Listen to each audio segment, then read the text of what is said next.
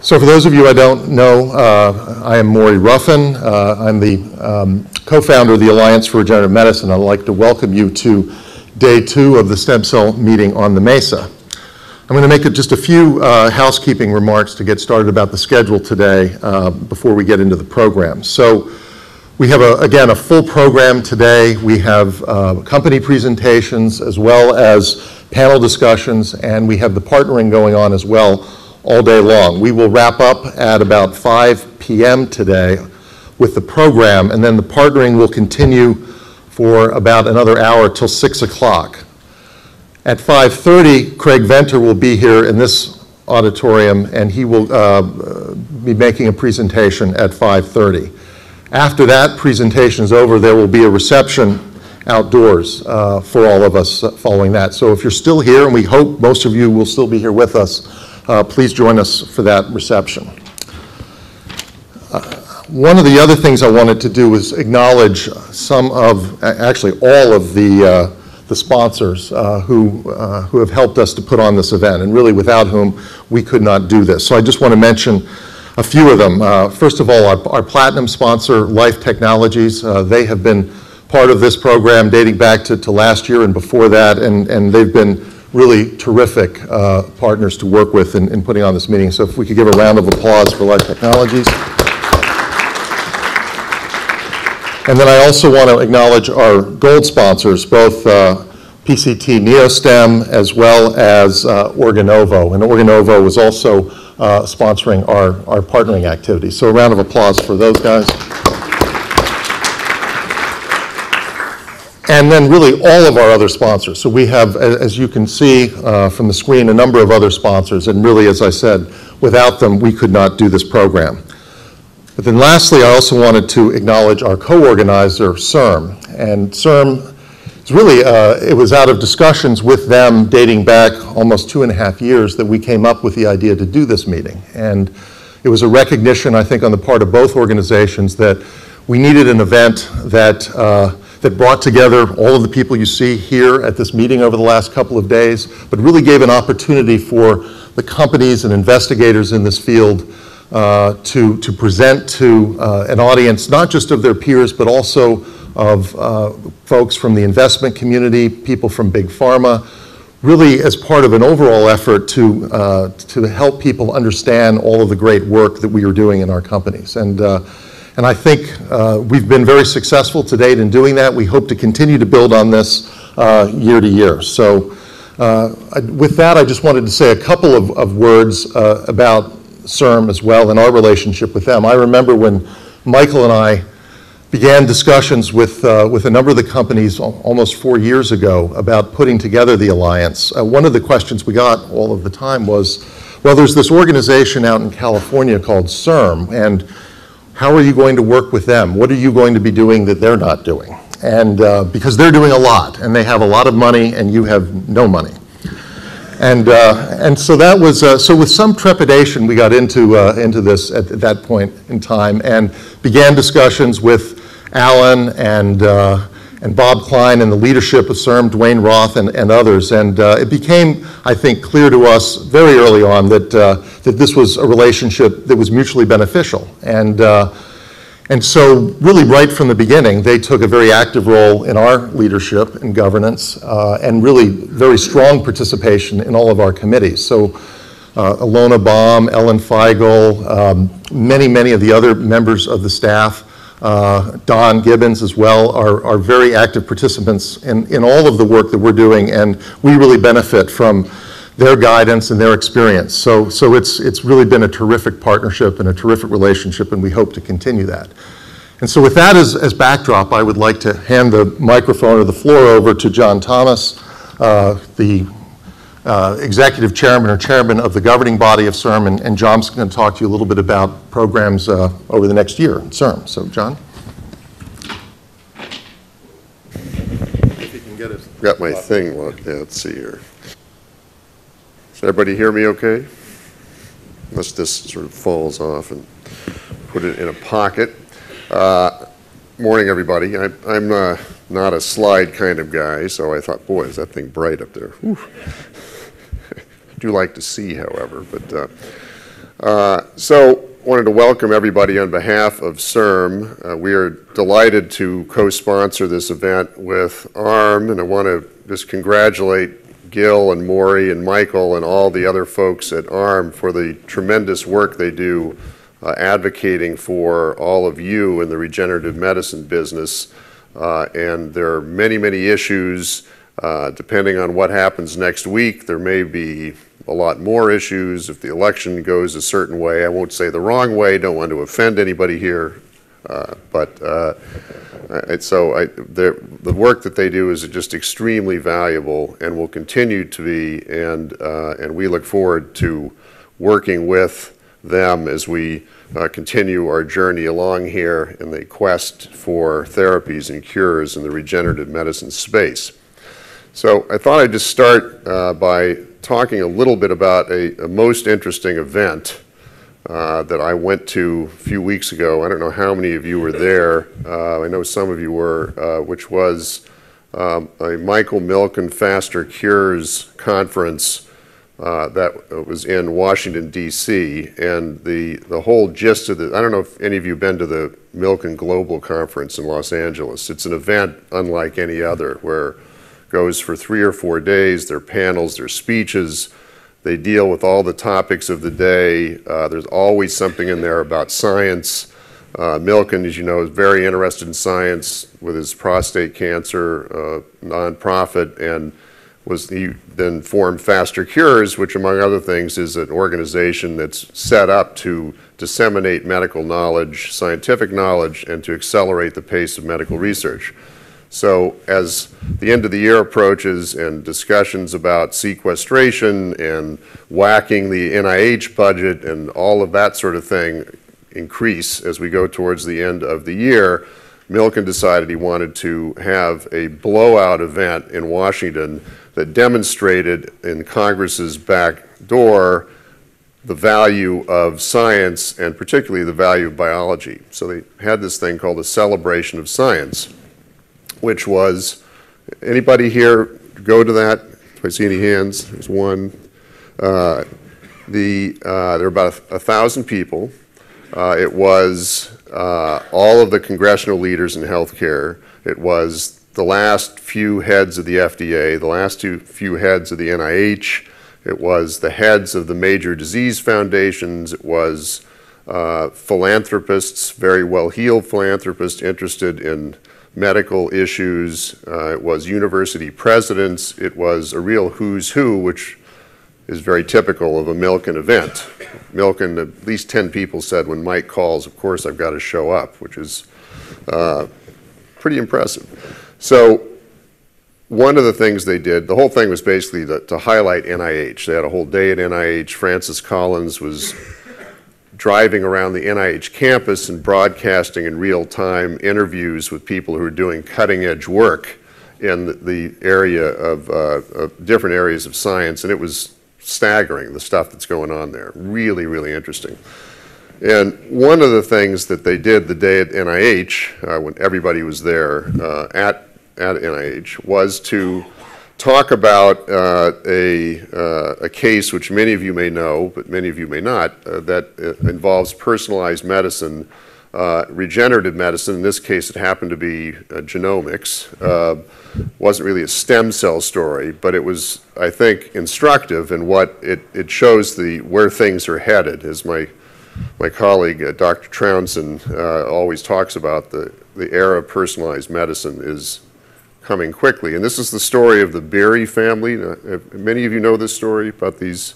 Anybody here know the story of the Berry family?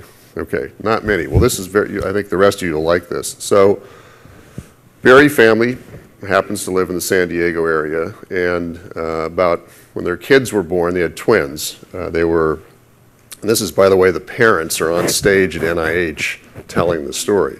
Twins are born, and they're quickly diagnosed with cerebral palsy.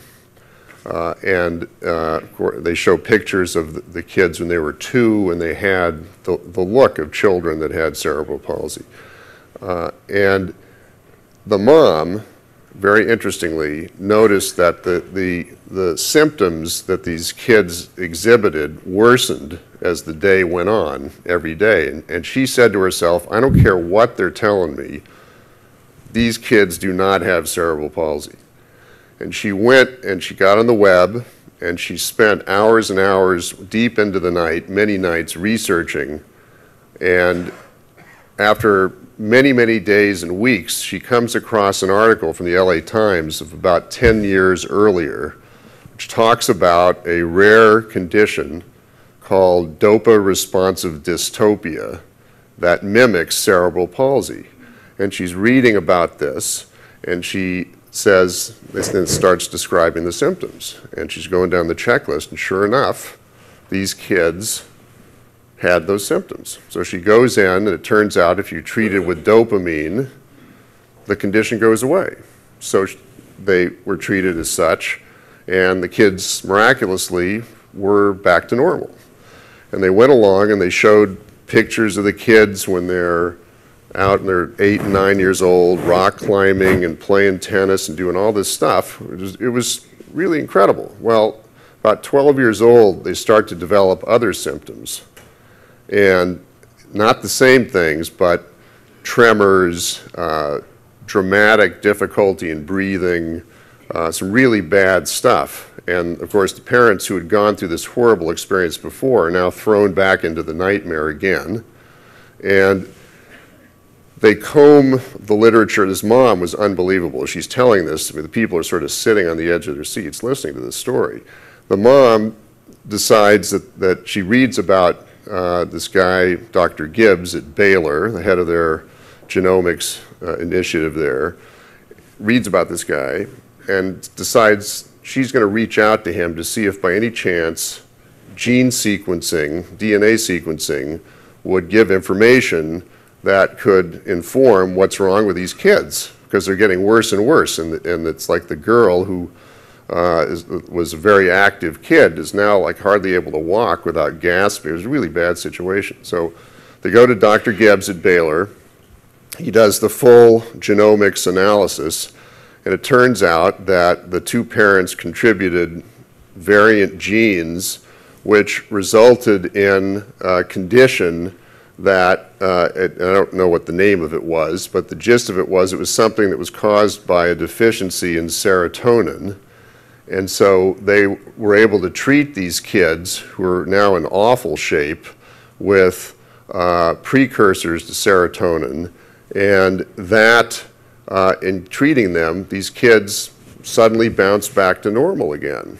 And as they describe this, the crowd is getting more and more, involved in this story, and it's unbelievable what these kids have gone through. Anyway, at the end of the story, the parents stop, and the two kids bound onto the stage, and it turns out now that the boy is one of the top students in San Diego schools, and the girl is now one of the top sprinters in San Diego County in the high school area. So it was a riveting story, but what it told was that this is a very personalized treatment that arises from genomic analysis, and it is, I think, a harbinger of where things are headed. And I was thinking about this story while I was listening to all you guys yesterday,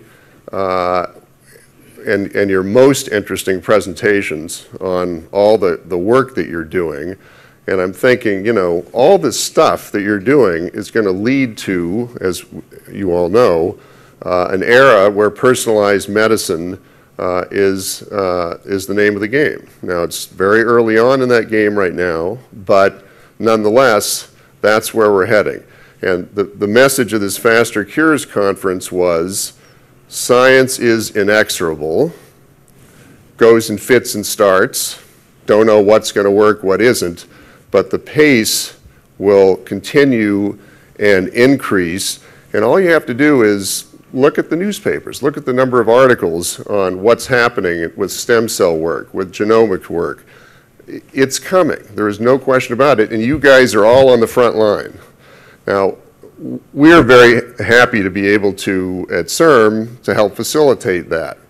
the voters of the state of California showed the wisdom to allow us to conduct this grand experiment, a new way, a whole new paradigm of funding medical research. And to have $3 billion has been a great luxury, and it's been a great privilege because we've been able to work with the likes of all the scientists all over the state and to work with folks like you who are doing cutting-edge frontline work. Now, this being the corporate segment of this event, we have a Science Day tomorrow. For those of you who want to come here, Dr. Trounsend speaking first thing in the morning tomorrow, always a riveting speaker. Welcome you to come. One of the things that we've talked about a lot at Cirm is the emphasis we want to put increasingly on helping industry. Now, early on in Cirm's work, there wasn't a lot of that because we were busy setting up the infrastructure, we were busy funding basic research, getting into early translation. Well, now we're sort of a maturing organization, and our emphasis is increasingly on translational work, which is getting more and more into your arena. And we talk about this a lot. How can we help the companies that are involved in stem cell research advance the ball?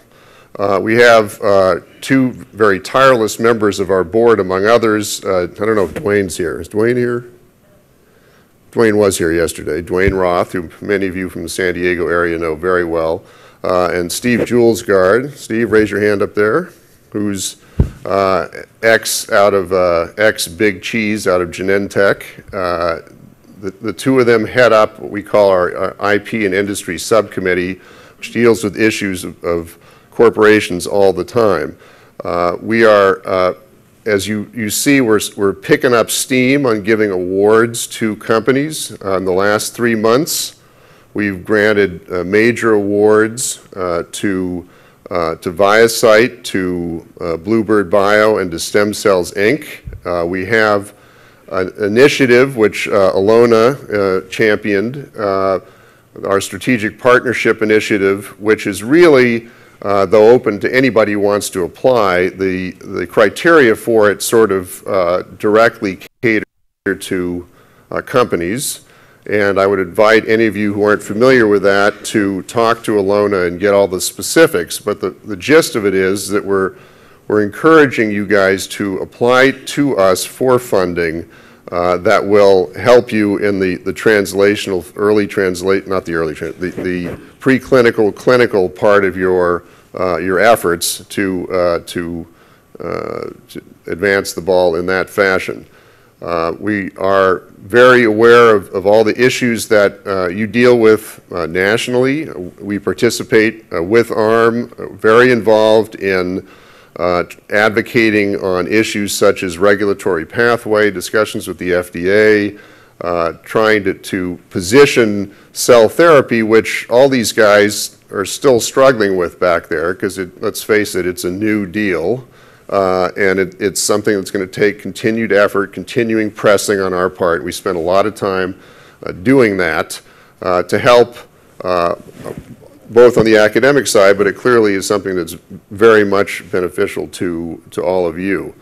So going forward, we are looking to increase what we do with industry. We welcome all of your input as we go along, because we are constantly revising the process, and we learn from you, from all the input that you give us. So I want to, on behalf of Cirm, by the way, if you have some really great stories to tell, and I've heard some here yesterday, I think they're very interesting things. We have, you've heard Don Gibbons' name, which you're familiar with from the past. We have Kevin McCormick. Kevin, are you here? Over there, yes. Kevin and Don are running an effort at Cirm which places renewed emphasis on communicating exactly what it is that's happening in the space, what it is we're funding, great stories that come out of it. If you have stories that you want to talk to them about, you should absolutely do that. And so the last thing I want to say before I end up here, we are placing on the industry front real emphasis on trying to get big pharma to work with those that are doing work earlier in the research continuum.